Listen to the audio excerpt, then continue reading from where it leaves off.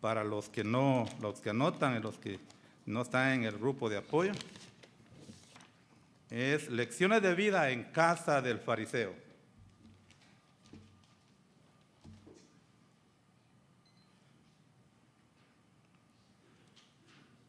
Vamos a quitarle este marchamo a esto.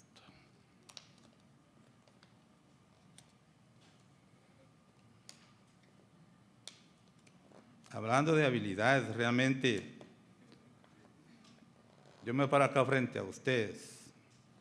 Le decía a Lolita, mira mis manos. Y gracias al Club de Oratoria, Club de Graduados, es posible que estemos acá.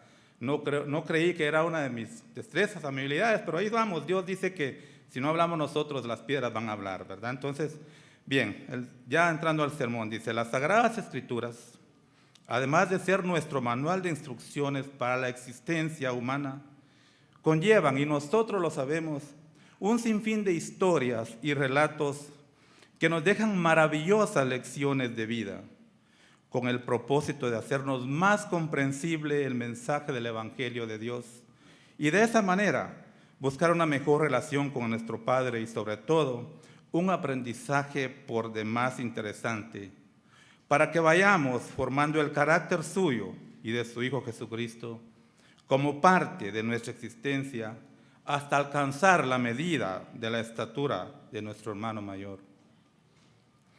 Vamos ahora a estudiar un caso único que, a pesar de tener muchas similitudes con otros pasajes del Evangelio, no es el mismo caso, puesto que haciendo un análisis bastante profundo de los mismos versículos, vamos a llegar a la conclusión que son dos narraciones muy diferentes. Este pasaje se encuentra en el capítulo 7 de Lucas. Pueden ir allí.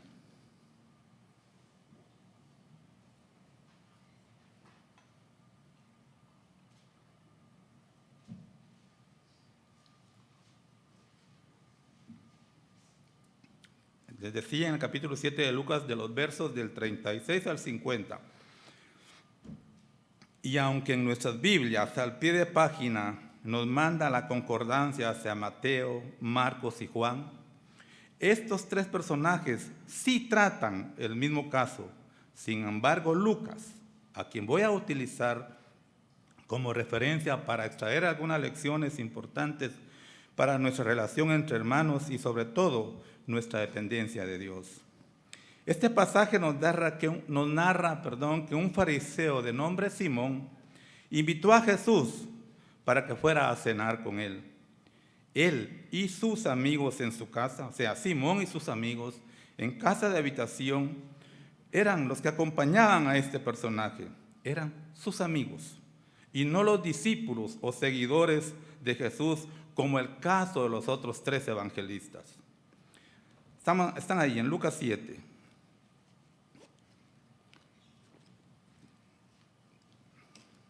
Vamos a leer los versos 36 y 49 ahorita.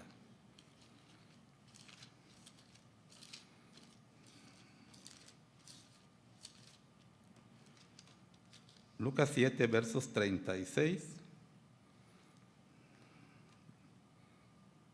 Dice así: uno de los fariseos rogó a Jesús que comiese con él, y habiendo entrado en casa, el fariseo se sentó a la mesa.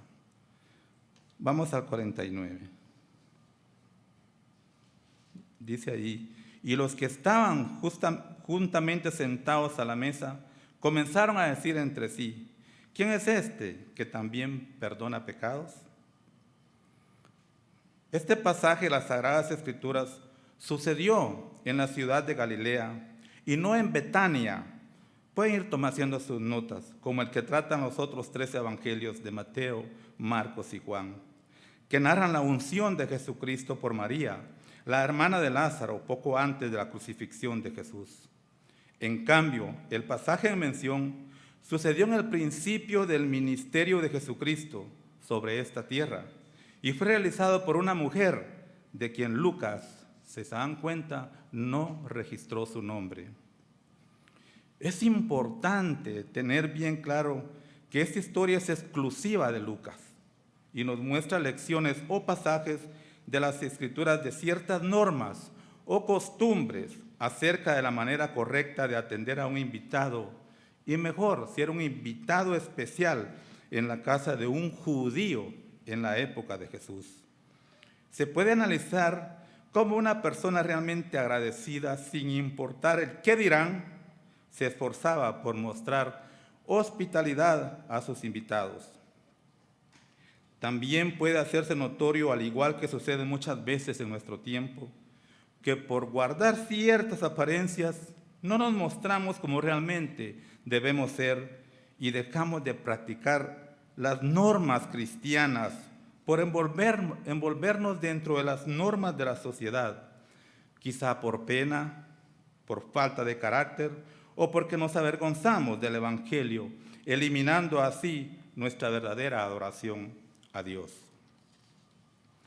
Al igual que aquel fariseo, cada uno de nosotros, desde el momento de nuestro bautismo, hemos invitado a Jesús a entrar en nuestra casa, esto es, en nuestras vidas.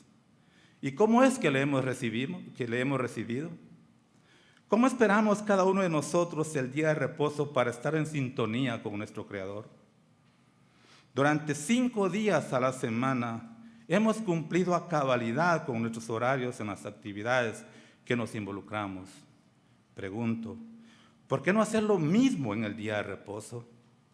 ¿Qué tanto nos cuesta venir temprano al lugar de reunión? En otras ocasiones, los días viernes por la noche, quizá nos excedemos un poquito en la hora de ir a descansar. Y seguramente no por estar leyendo o platicando acerca de la Biblia, sino en cualquier otra actividad. O bien aceptamos o cambiamos la reunión de día de reposo por cualquier otra invitación o actividad no de trascendencia en nuestra vida. ¿Será que estamos honrando a Dios y Él es la prioridad en nuestra vida? Continuemos con nuestro análisis en Lucas. Ahora vamos al 37 y 38, en el capítulo 7 siempre.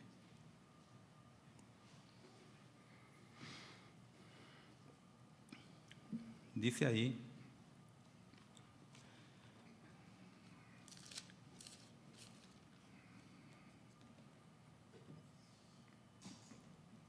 entonces, permítame poner mi ceñita acá. Entonces, una mujer de la ciudad, que era pecadora, al saber que Jesús estaba a la mesa en casa del fariseo, trajo un frasco de alabastro con perfume, y estando detrás de él a sus pies, llorando, comenzó a regar con lágrimas sus pies, y los enjugaba con sus cabellos, y besaba sus pies, y los ungía con el perfume. Meditemos un poquito en la escena que está acá narrada. Los protagonistas principales de nuestra historia son un fariseo, el Hijo de Dios y una mujer pecadora. Simón quizá no esperaba que Jesús aceptara su invitación para entrar a su dulce hogar. Hemos leído que aquel personaje rogó a Jesús, y a pesar que aquel grupo religioso era el de mayor oposición que ejercía sobre el verdadero evangelio, la invitación fue finalmente aceptada por Jesucristo. Podríamos también preguntarnos, ¿cuál realmente sería la intención de aquel fariseo al invitar a Jesús a su casa? ¿Sentiría realmente amor, admiración o pura curiosidad hacia aquel personaje? ¿Será que lo tendría en una elevada consideración? Podemos considerar también la posibilidad de que buscara una oportunidad para encontrar la manera de formular alguna acusación contra su invitado. Sin embargo, sin importar cuál fuera la causa y conociendo Jesús que aquel grupo religioso no era amistoso con él, nuestro hermano mayor nunca los rehuyó, lo cual debemos de nosotros de tomarlo muy en cuenta, en no hacer acepción de personas, aún por su manera de pensar acerca del Evangelio de Dios. Seguramente Jesús vio en aquella ocasión una maravillosa oportunidad de presentar su mensaje ante los guardianes del templo y defensores de la ley de Moisés. Es bien sabido por los usos y costumbres bíblicas que en aquellos tiempos y ante un clima como el que estamos pasando acá en Guatemala ahora, muy caluroso y húmedo, las casas eran construidas con un patio interior bastante espacioso que daba a la calle por medio de un arco o por una puerta. Era costumbre general que las personas cenaban en el aire libre y no como nosotros, y máxime ahora encerrados, ¿verdad? Y principalmente en este tiempo en que todo se hace a puerta cerrada. Los comensales e invitados se sentaban en el suelo, apoyándose o bien en cojines grandes, y la cena se servía en una mesa pequeña, bajita también. Con toda seguridad, así fue el escenario en aquella ocasión. Sin embargo, repentinamente entró de la calle aquella mujer con un frasco pequeño de perfume muy costoso, pero muy costoso en la mano. Fue evidente para todos los comensales qué tipo de mujer era y cuál era su manera de ganar el dinero para sostenerse. Se acercó, como ya lo leímos, a nuestro maestro y colocándose detrás de él comenzó a echar un río de lágrimas que cayó hasta el suelo como una cascada de aguas vivas. Todos, al igual que Simón, se fijaron sin duda alguna y pusieron su mirada en ella, y seguramente, como lo hubiéramos hecho cada uno de nosotros, el pensamiento fue el mismo. ¿Qué pasa aquí con esta mujer que ha venido sin que nadie la haya invitado? Algo había en el corazón de aquella mujer que la movió a hacerse presente sin ser invitada. Y notemos algo muy sorprendente. Ella no venía a pedir un favor, no venía buscando un beneficio personal. Ella venía a dar lo mejor de sí misma, como debemos hacerlo cada uno de nosotros. Ella había llegado con gratitud a ofrendar y reconocer la majestad y autoridad del invitado de Simón el fariseo. Podríamos preguntarnos, ¿quién sería Jesús para aquella mujer? Seguramente dentro de su corazón Jesús ocupaba un lugar muy especial, sin lugar a dudas, el primer lugar. Seguramente ella no había tenido la oportunidad de brindarle algún reconocimiento y ve en la invitación a cenar del fariseo la ocasión maravillosa para realizarlo, y no dudó en hacerlo. Para atreverse a entrar en casa de un fariseo siendo pecadora, es de suponer que sentía la urgencia de expresar gratitud al maestro y por lo tanto nada ni nadie le iba a detener en lo que tenía en su corazón por realizar. ¿Cuál sería la razón del llanto de aquella mujer? Seguramente estaba compungida en su corazón por la gratitud que la embargaba, seguramente vencida por la emoción ante un pesar por demás abrumador debido al peso de su pecado, del pecado de su pasado. Se mezcla ahora con una profunda gratitud por el sentido presente del perdón. Imaginémonos por unos segundos aquel escenario. Debía ser bochornoso que en una cena con un invitado especial se aparezca de repente una mujer no invitada a llorar, y ella impulsivamente hace algo que durante esa época ninguna mujer debía de realizar en público. ¿Saben qué era? Desatarse la cabellera. El pelo suelto era una señal de desvergüenza entre la sociedad femenina de los judíos. El día de su boda, las mujeres se sujetaban el cabello y nunca más volvían a llevarlo suelto en público. Aquella mujer se soltó el cabello a los pies de Jesús, hasta donde llegaba su adoración al Maestro, olvidando o ignorando a todos los que estaban ahí presentes, excepto al propio Jesús, a quien siguió adorando. Dice, besaba sus pies, que con seguridad ya había lavado y secado con sus lágrimas y su cabello. Ahora los ungía con el perfume, y no con cualquier perfume de Avon, cientia o baratela en la actualidad, sino con un perfume costoso y fragante, ni siquiera con aceite de oliva común, como era la costumbre. Sí, la vergüenza, en un sentido muy positivo y como conciencia de la propia reputación, era considerada como el mayor honor de las mujeres de la época. Aquella mujer cae, por así decirlo, en la categoría de desvergonzada, siendo este adjetivo lo peor que se podía decir de una mujer en su época, puesto que todo lo que realizó durante aquella cena le hace mostrar su desvergüenza. ¿Por qué? Vean, se introduce sin ser invitada en casa de un hombre honorable y durante una comida de varones. Toca a un varón, lo cual no podían hacerlo en aquella época, y le besa los pies. Se suelta el cabello delante de todos y da rienda suelta abiertamente a sus emociones. Siguen ahí en Lucas, ¿verdad? En el verso 39, ahí nos muestra la indignación de aquel fariseo herido en su sentido de decencia por el hecho de que Jesús tolera la conducta de aquella mujer. Se pregunta si realmente Jesús es un profeta. El verso dice así, leámoslo. Cuando vio esto, el fariseo que le había convidado dijo para sí, vean, para sí, allá muy dentro de su ser, en su pensamiento, él dijo, si fuera profeta, conocería quién y qué clase de mujer es la que le toca, que es pecadora.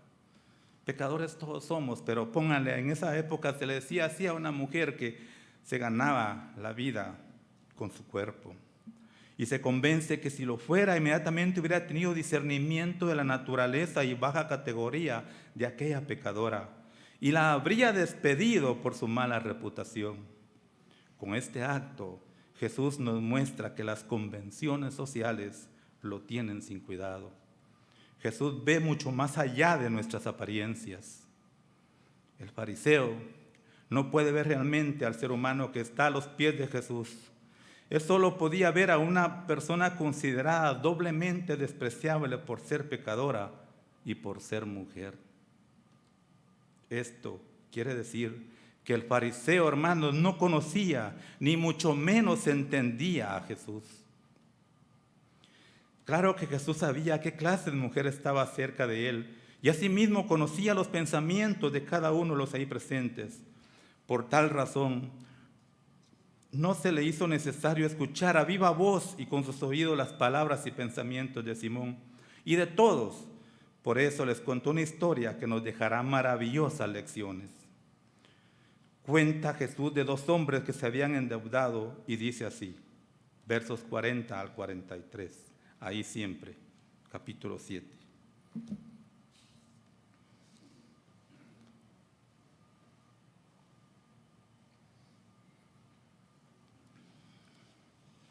Entonces, respondiendo Jesús, le dijo, Simón, una cosa tengo que decirte. Y él le dijo, di, maestro. Un acreedor tenía dos deudores. El uno le debía 500 denarios. Al cambio nuestro serían 41,230, a razón de 82,46 quetzales por día en las maquilas, que era el salario mínimo, nos lo explicaba David en su sermoncillo. Y el otro, 50, que viene siendo el equivalente a 4,123 quetzales. Y no teniendo ellos con qué pagar, perdonó a ambos. Di pues, ¿cuál de ellos le amará más?, pregunta Jesús. Era muy tipo para matemáticas Simón, ¿verdad? Y respondió rápidamente y dijo, pienso que aquel a quien perdonó más. Y él le dijo, rectamente has juzgado. Es muy evidente analizar la diferencia de las deudas que perdonó a aquel acreedor, y es así como cada uno de nosotros, sin importar cuáles sean nuestras deudas delante de Dios, esto es, nuestros pecados, por sí mismos no podríamos pagar nuestra redención. Por tal razón, hermanos, fue necesario el sacrificio de Jesucristo, y cada uno de nosotros fuéramos comprados por precio sin importar la naturaleza de nuestro pecado. Si eran blancos, rosados, colorados o muy negros, de todas maneras pecado, por sencillo que sea, es pecado. Y cualquiera que quebranta uno de los mandamientos, quebrantamos, dice la Escritura, todos. El énfasis de nuestra historia no está en el arrepentimiento de aquella mujer, sino en la gratitud del perdón de nuestro hermano mayor, en la libertad absoluta que tiene el acreedor para perdonar a los deudores. Se refleja la libertad absoluta de nuestro Padre para perdonarlos a ustedes y a mí, para perdonar nuestros pecados a cada uno de nosotros. Ahora Jesús va al meollo de nuestra historia. Se vuelve para mirar fijamente a la mujer y a la vez le dirige la palabra a Simón. Y lógico es de pensar que siendo humanos, todos los demás quisieron escuchar aquella conversación. Versos 44 al 47.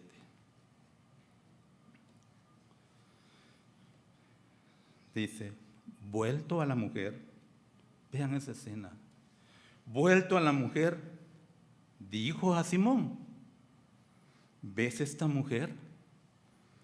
Entré en tu casa y no me diste agua para mis pies, mas esta ha regado mis pies con lágrimas y los ha enjugado con sus cabellos.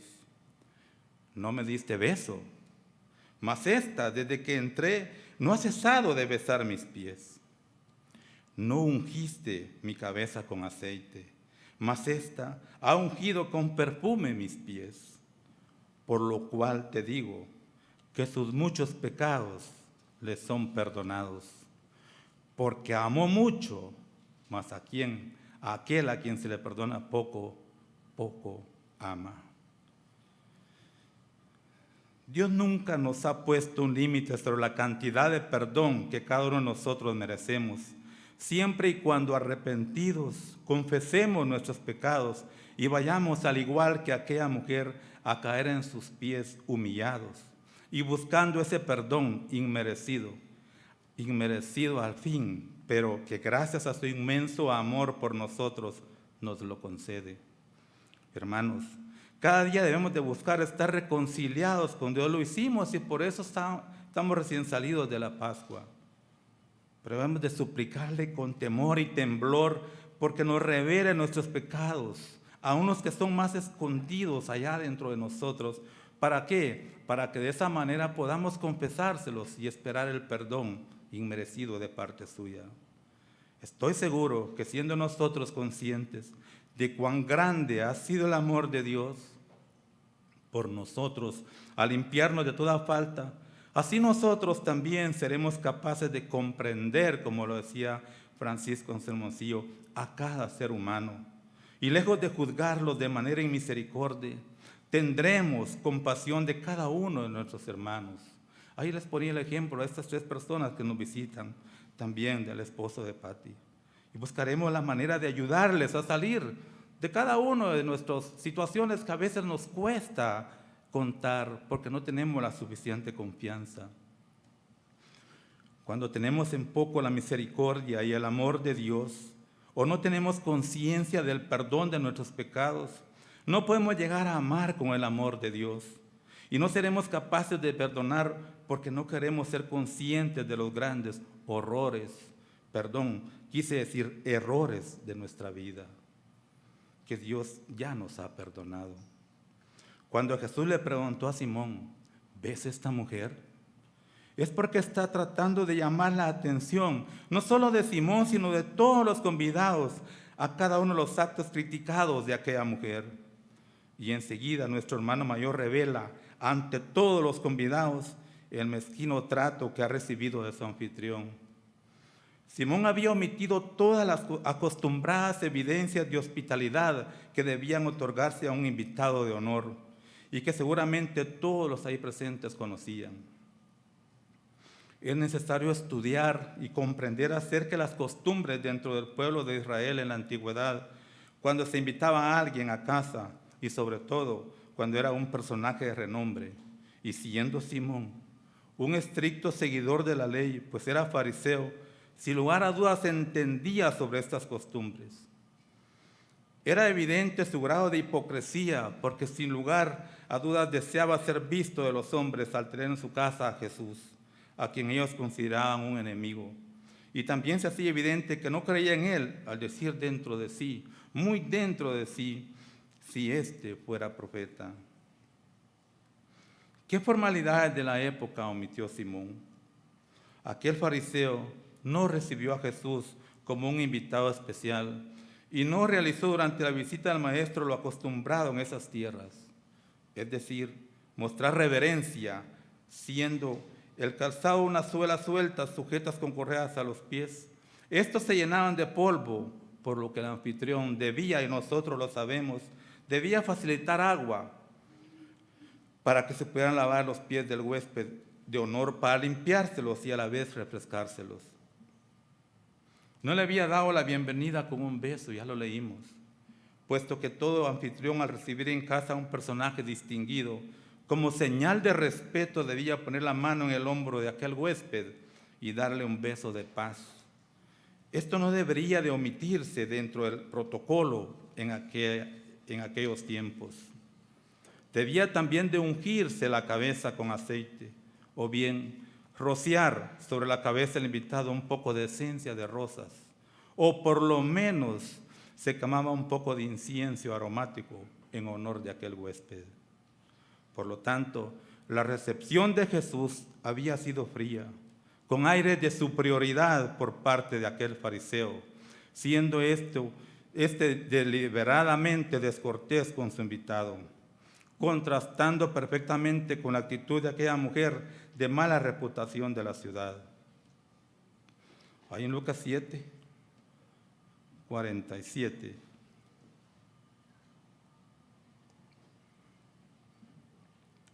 Vean, en la Nueva Versión Internacional lo dice de esta manera: por esto te digo, si ella ha amado mucho, es que sus muchos pecados le han sido perdonados, pero a quien poco se le perdona, poco ama.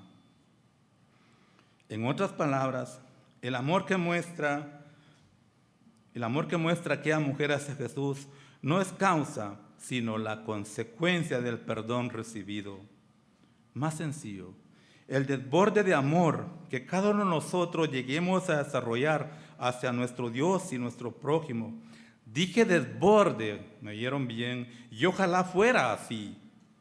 Es el resultado de comprender y estar conscientes que hemos sido perdonados.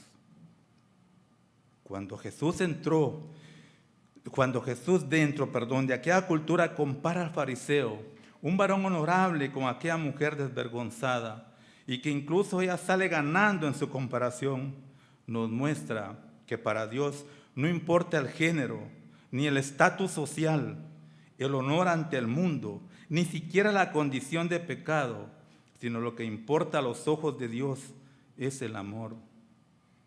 Juan 3:16, un versículo muy conocido, en la primera parte dice: porque de tal manera amó Dios al mundo que ha dado a su Hijo unigénito. Oigan, de tal manera, imagínense, analicen esa frase, ¿habrá otra manera para dar a su Hijo?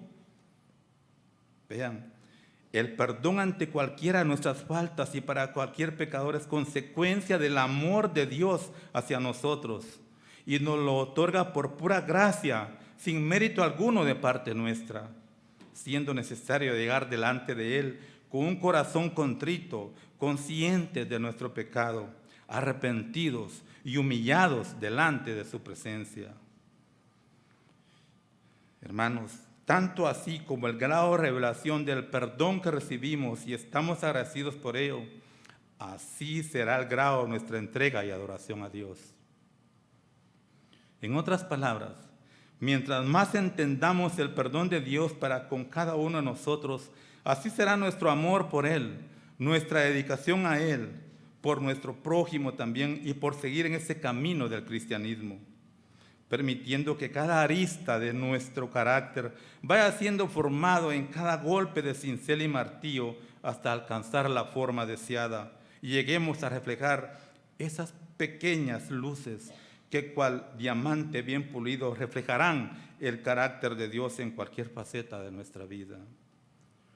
Nos ha quedado bien claro en la lectura anterior de las Escrituras que aquella mujer pecadora, sin nombre, y que se atrevió a pesar de su reputación buscar a Jesús en casa de un fariseo, amó mucho a Jesús. Y por tal razón Jesús le respondió unas palabras que enfadaron a todos los ahí presentes, quienes tuvieron a bien escucharlas. Versos 48 al 50, por favor, en el capítulo 7 siempre.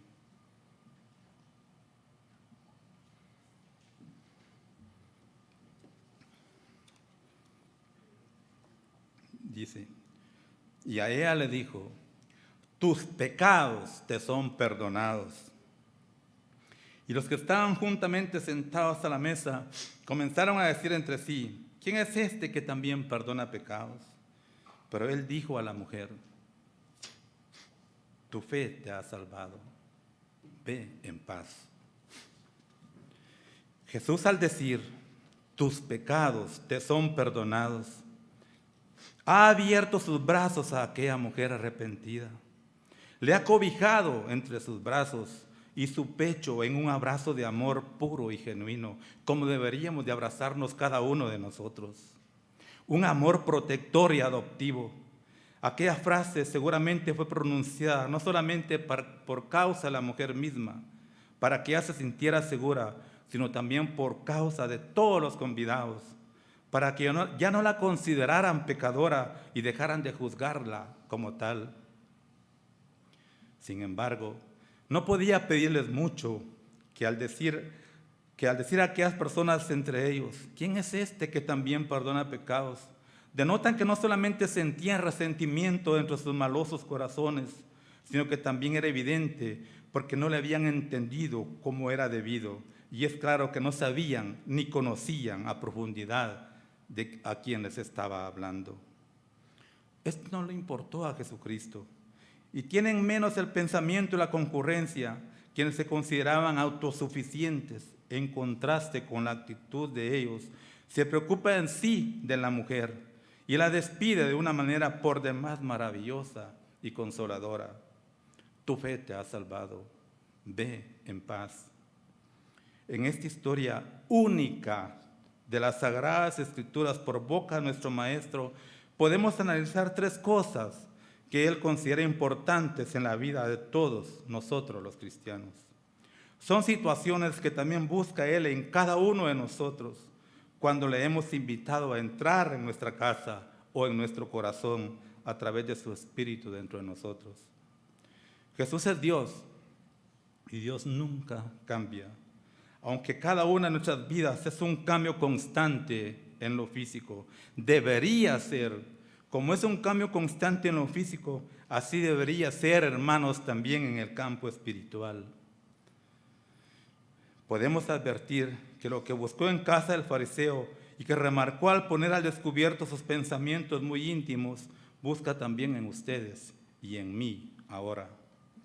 Con aquella invitación y por la manera en que Simón el fariseo le recibió, Jesús quedó desilusionado. Simón, no me diste agua para mis pies, pero ésta ha mojado mis pies con lágrimas y los ha secado con sus cabellos. Simón, no me diste un beso, pero desde que entré, ésta no ha cesado de besar mis pies. Y vean, Simón, no ungiste mi cabeza con aceite, pero ésta ha ungido mis pies con perfume. ¿Lo podemos advertir? ¿Qué sigue pidiendo Jesús?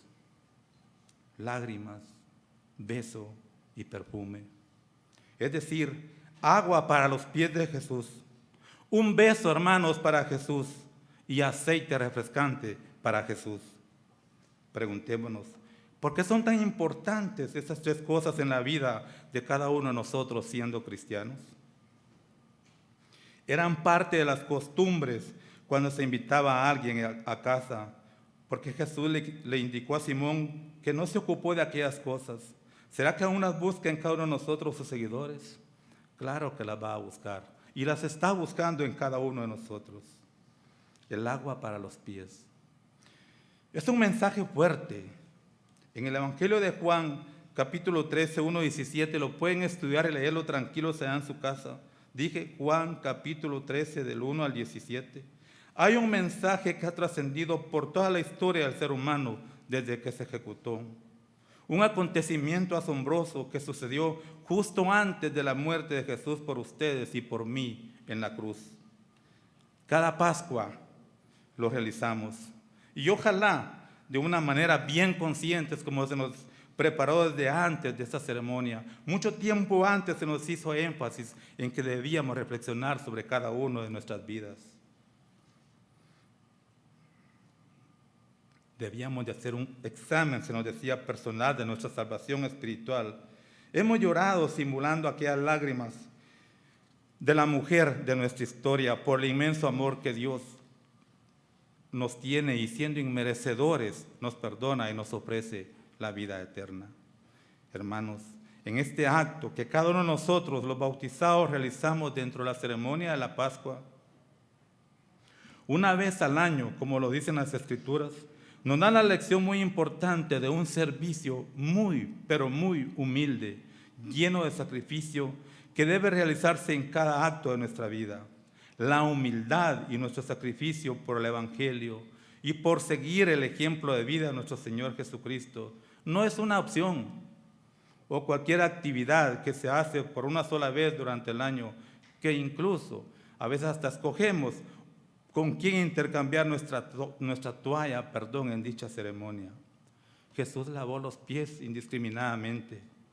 Lo lavó los pies de todos los discípulos, incluso de aquel que sabía que le iba a entregar, y no por ello lo dejó al margen.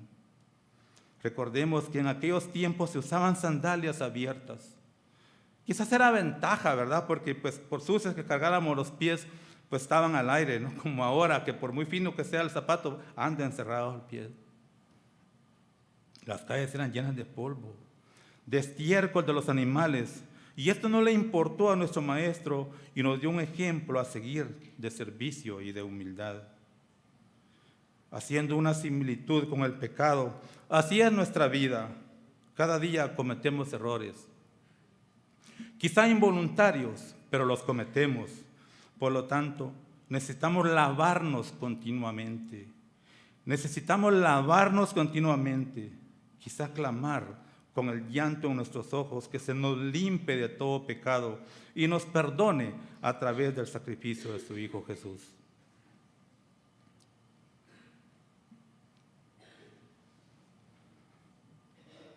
Vean la importancia del agua impidiendo que se me sequen mis labios. Los besos de la mujer pecadora no llevaban otra intención sino de una verdadera adoración a nuestro Señor Jesucristo.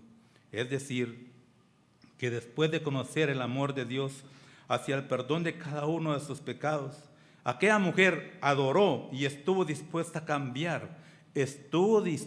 cambiar su forma de vivir. Ese tipo de adoración es el que busca nuestro Dios en cada uno de nosotros. Que estemos dispuestos a hacer nuestro esfuerzo por venir más temprano, por ejemplo. En nuestra manera de ser, hermano, cada una de nuestras situaciones que debemos afrontar en nuestra vida. ¿Para qué? Para mostrar una verdadera adoración a nuestro Padre. Juan 13, 34 y 35, vamos ahí, por favor.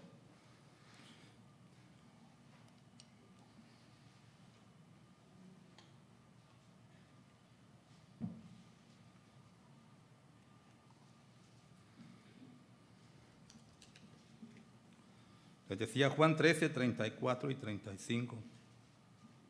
Son escrituras que también leemos durante la Pascua. Ahí dice, un mandamiento nuevo os doy, que os améis unos a otros como yo os he amado, que también os améis unos a otros. En esto conocerán todos que sois mis discípulos, si tuviereis amor los unos por los otros. Nos lo pide y desea tanto nuestro Padre que lo repite nuevamente en Juan 15, 12 y 17. Ahí leemos, este es mi mandamiento, que os améis unos a otros como yo os he amado. Esto os mando, que os améis unos a otros. Pregunto, ¿será, hermanos, que nos amamos como Cristo nos amó? ¿Qué tan seguros estamos ustedes y yo de amar a nuestros hermanos? ¿Será que no nos amamos solamente nosotros a nosotros mismos? ¿Será que nos hace fácil profesar amor a nuestro prójimo? Y voy más lejos, ¿profesamos amor a nuestros enemigos?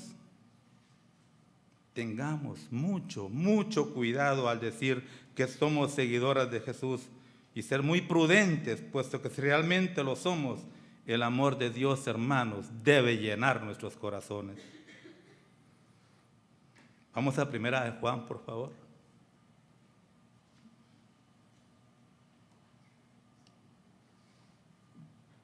Dije Primera de Juan.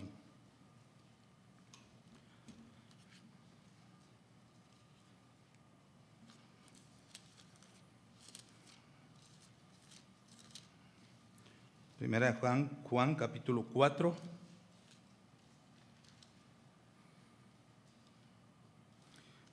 Vamos a leer versos 7, 8. Luego nos vamos al 16, 20 y 21. Dice allí, 7 y 8. Amados, amémonos unos a otros porque el amor es de Dios. Todo aquel que ama es nacido de Dios y conoce a Dios.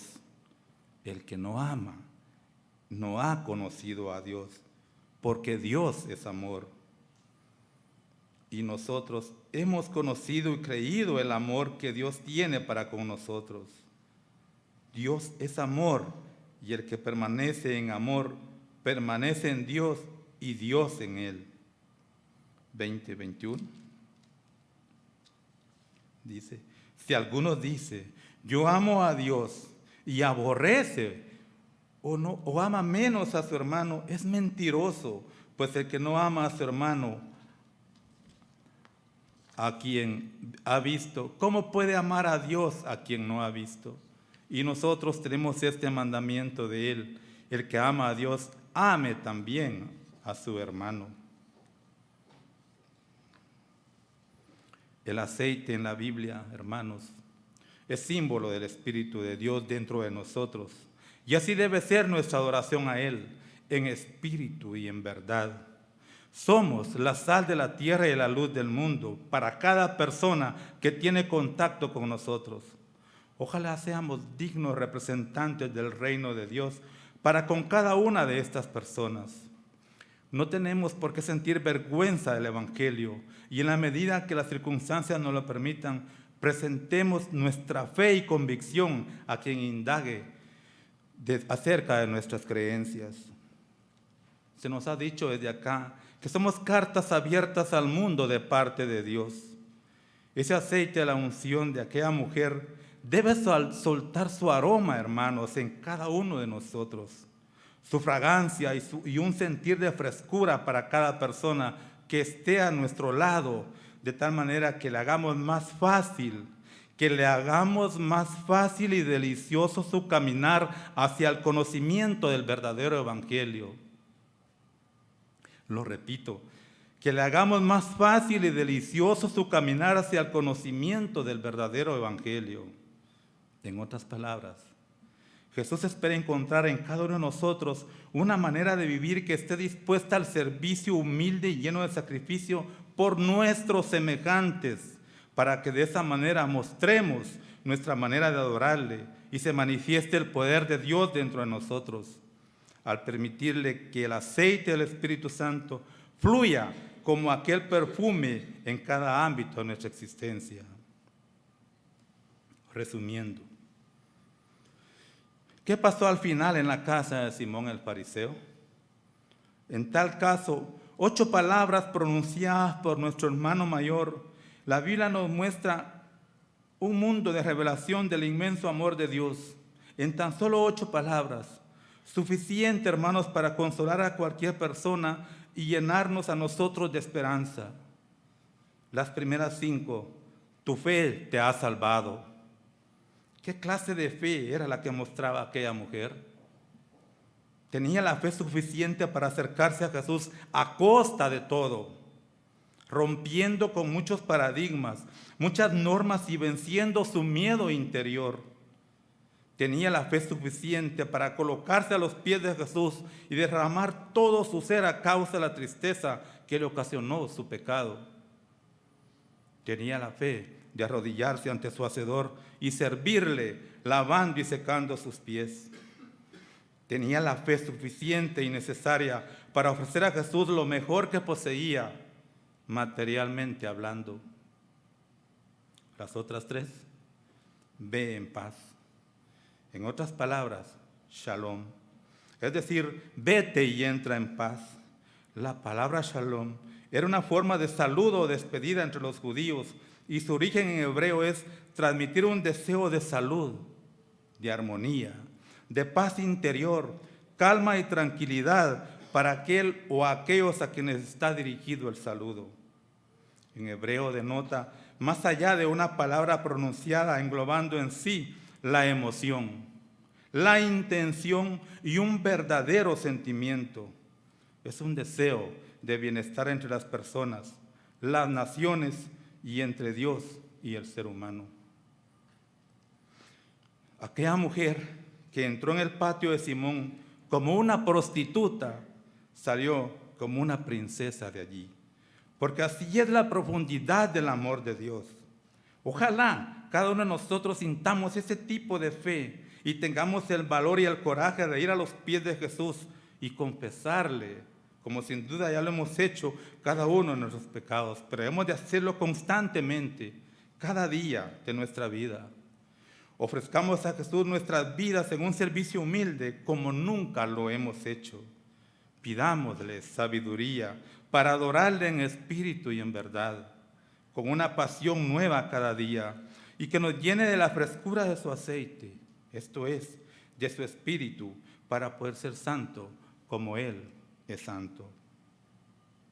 Una verdadera adoración es aquella que se ofrece de corazón, sin ningún interés personal, sino como fruto de nuestro agradecimiento por todas las bendiciones y bondades recibidas. No debemos de preocuparnos por las críticas de nuestra forma sincera de acercarnos a Dios. Si le agradamos a Él, ¿qué importa lo que se piense de nosotros? La aprobación de Dios nos la dejó bien clara Jesús dentro de nuestra historia al ignorar el prestigio social, religioso, las costumbres culturales o sociales, mucho menos por el género de las personas, sino que la fe actúa en el verdadero amor. El amor es lo más importante para un Dios cuya característica principal es precisamente eso, el amor genuino. Pudimos ver que la igualdad de género se evidenció en la forma del trato de Jesús para con el fariseo y aquella mujer. Él no hace distinción entre varón y mujer, ni acepción de personas.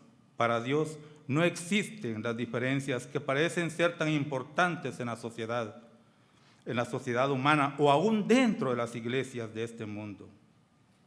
En conclusión, hermanos, la práctica del cristianismo no excluye las buenas costumbres sociales, por ejemplo, la hospitalidad, la bondad y el servicio.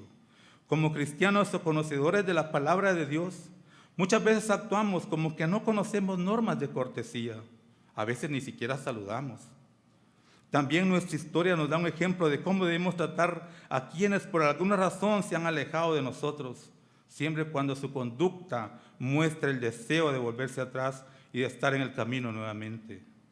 No seamos tan crueles en nuestra crítica hacia nuestros hermanos que una vez estuvieron con nosotros, pero cuando su actitud no sea de revanchismo o de contradecir el Evangelio de Dios. Meditemos en el ejemplo de aquella mujer. ¿Qué tanto nos ha perdonado Dios a ustedes y a mí? Nuestro caminar de cristianos será con la actitud del fariseo o con la actitud de la mujer pecadora.